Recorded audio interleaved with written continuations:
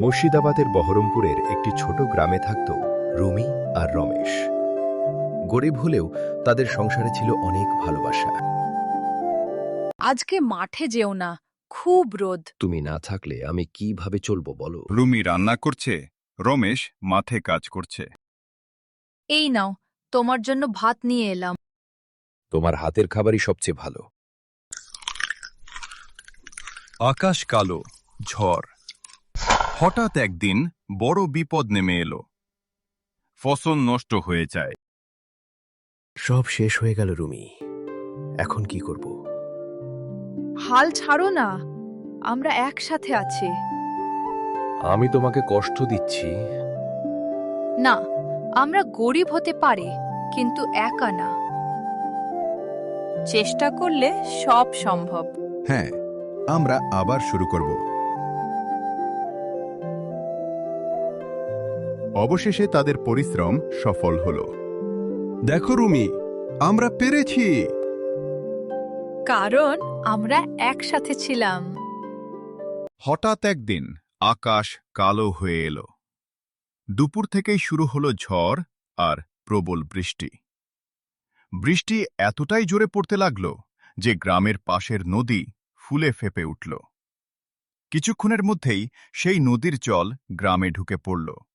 শুরু হল ভয়ঙ্কর বন্যা। বাবা দ্রুত সবাইকে ডেকে বললেন, চলো, উঁচু জায়গায় যেতে হবে। মা তাড়াতাড়ি কিছু দরকারি জিনিস গুছিয়ে নিলেন। ঠাকুরদা ঠাকুরমার হাত ধরে নিয়ে বের হলেন।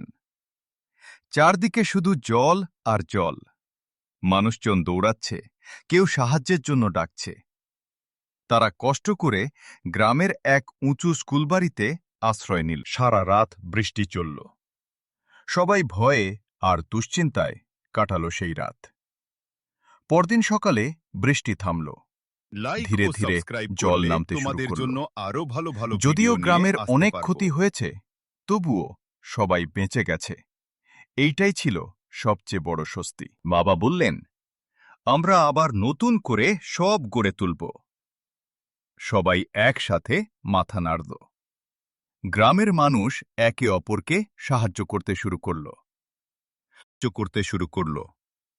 এইভাবে তারা নতুন আশা নিয়ে আবার জীবন শুরু করল।